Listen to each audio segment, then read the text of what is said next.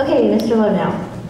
Representative Lovenow, through your leadership, the Wyoming legislature has taken action to provide a framework of deep geological carbon sequestration in the state. What do you believe are the next steps that will be required to maintain a viable coal industry in Wyoming?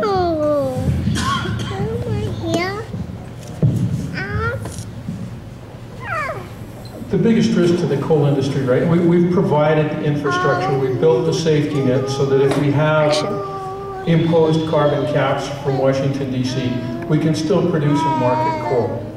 The biggest threat to the coal industry right now is lack of certainty. The regulations are changing, the game's changing midstream, nobody knows what the rules are. You have folks like Colorado saying, we won't have coal in this state by 2017, a state that takes 3 million tons of our coal a year. So what, or 11 million tons of coal a year, Oregon takes 3 million. So what we need to do is we need to work with our sister states to teach them the importance of coal to our economy. It's the Saudi Arabia of our energy. It's the key to our economic prosperity in this country. And so we need to work with them, and I've already taken the steps to do that. To teach them that certainty in the economy so that the investment houses invest in power plants so that we can continue to produce and market our coal is the key, and it's the next step to maintaining a viable economy.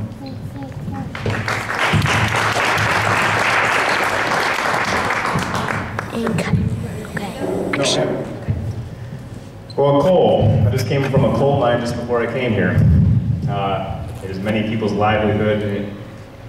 It is the future of this country. My last job was at a coal upgrading project where we found a way to stream up the BTUs of coal while being able to mine the same amount of coal and creating less of the mercury and toxins over there, if anybody's ever heard of the KFX project up there north of town. There's a lot of future in coal. We need to keep mining it, we need to keep going.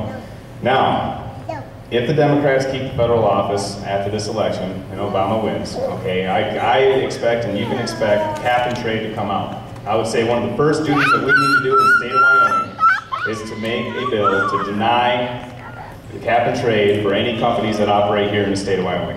Thank you.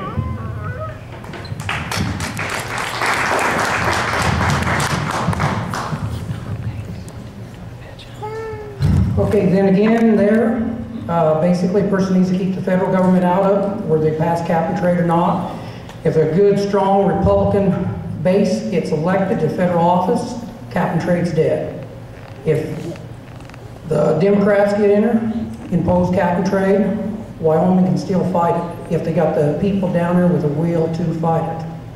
And basically, coal is one of our major counties' tax revenue.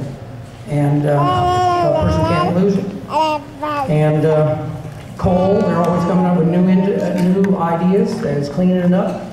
All these power plants built now is running a whole lot cleaner than the ones that was just built 10 years ago. And basically, the right people get down to Cheyenne, they can fight cap and trade, even if the federal government puts that.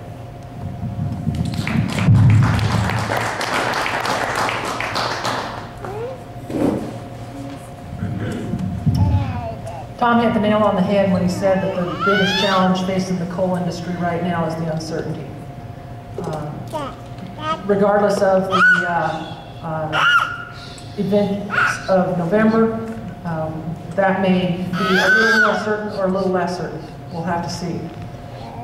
But in the meantime, I think that those of us who understand the importance of coal, how we can produce coal cleanly and efficiently, and be the source of energy that this country needs, need to do everything we can to debunk the junk science that underlies what is actually a horrific tax scheme that could destroy our economy. And you know, the biggest single greenhouse gas emitter in the state of Wyoming is Yellowstone National Park. It has absolutely nothing to do with our coal business, nothing to do with oil and gas. Has the whole scenario is nothing but a political game, and we need to fight that with every tool that we have.